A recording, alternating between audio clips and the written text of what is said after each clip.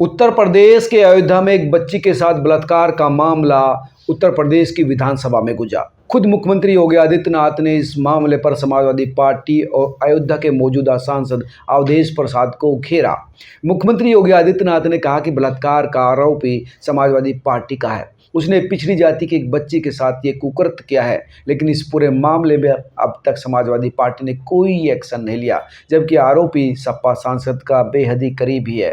CM का कहना था कि अयोध्या में एक 12 साल की बच्ची के साथ जो दुष्कर्म की घटना हुई है, उसमें समाजवादी पार्टी का पदाधिकारी मोइन खान इन्वॉल्व है और उसने इस बलात्कार को अंजाम दिया। और वो मोइन खान जो सपा के सांसद के साथ रहता है, उठता है, बैठता है, खाता पीता है और उसकी टीम का सदस्य भी है, लेकिन उसके बाद भी, इतना बड़ा कुकृत्य होने के बाद भी समाजवादी पार्टी ने कोई कार्रवाई नहीं की।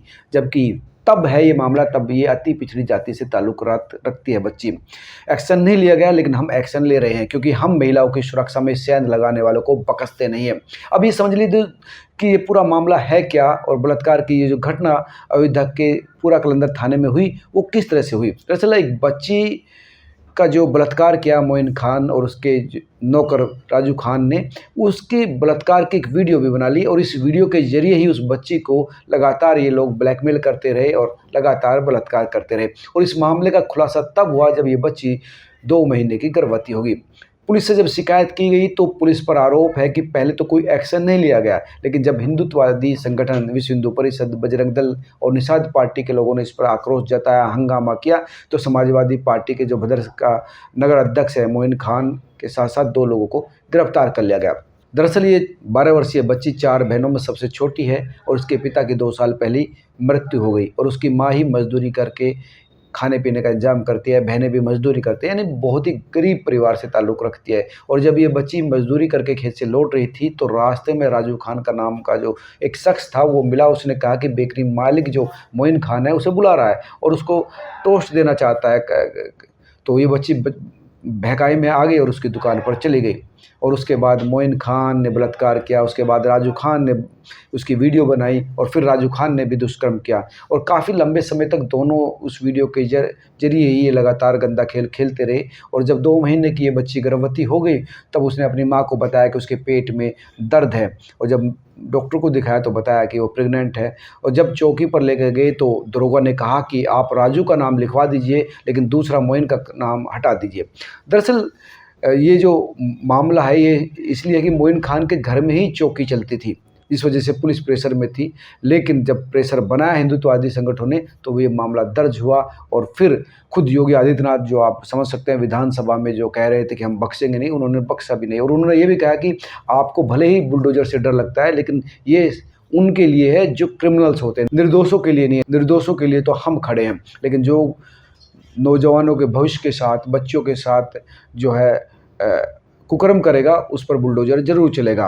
और प्रदेश के अंदर अराजकता पैदा करने वाले लोगों को आज हम जीना हराम कर देंगे, क्योंकि ये मेरा दायित्व है। उन्होंने ये भी कहा कि मैं यहाँ कोई नौकरी करने नहीं आया हूँ, मैं यहाँ अपने लिए नहीं आया हूँ, बल्कि मैं इस देश की सेवा के लिए लड़ाई लड़ने आया। और ये सामान्य कार्य नहीं है, ये प्रतिष्ठा की लड़ाई भी नहीं है। मुझे प्रतिष्ठा नहीं चाहिए थी, मुझे प्रतिष्ठा तो अपने मठ में ही मिल जाती, वो भी बड़ा प्रतिष्ठा का काम है, तो मुझे प्रतिष्ठा कमाने की जरूरत नहीं है। मुझे दुख इस बात का है कि रेप के आरोपी को सपा नेता का संरक्षण मिला हुआ है और 30 घंटे के बाद भी, FIR लिखे जाने के बाद भी, तमाम चीज़ें होने के बाद भी समाजवादी पार्टी ने उस पर कोई कार्रवाई नहीं की। और ये जो मामला है ये बताता है कि समाजवादी पार्टी किस तरह से अपराधियों को संरक्षण दे रही है। और इसके बाद पुलिस जो है उन 2-3 को गिरफ्तार कर जेल में भेज दिया।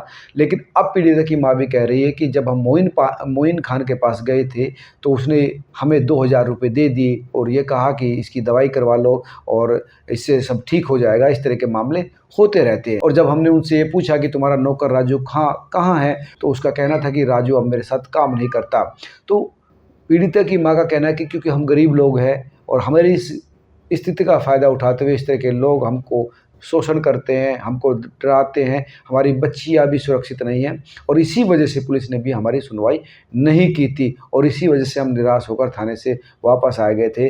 फिर SP के पास गए, जहाँ पर जो तहरीर लिखवा कर जो मोइन खान और उसके नौकर को जो है गिरफ्तार करवाया।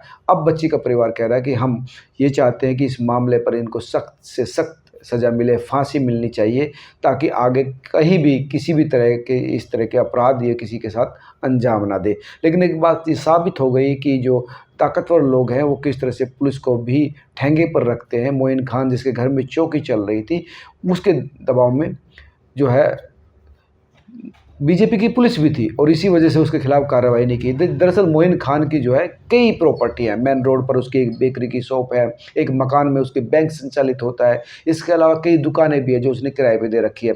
और जिस चौकी पर जो शिकायत करने पहुंची थी वो मोइन खान के घर में ही चल रही थी।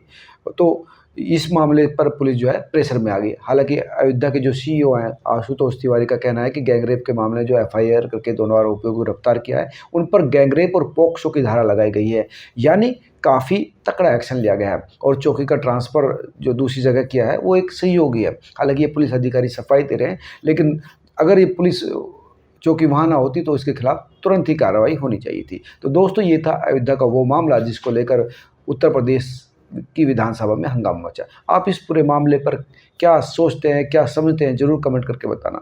नमस्कार। और हाँ, अगर आप चैनल पर पहली बार हैं तो चैनल को सब्सक्राइब करना ना भूलें, ताकि आपको पूरी और एक्सक्लूसिव खबरें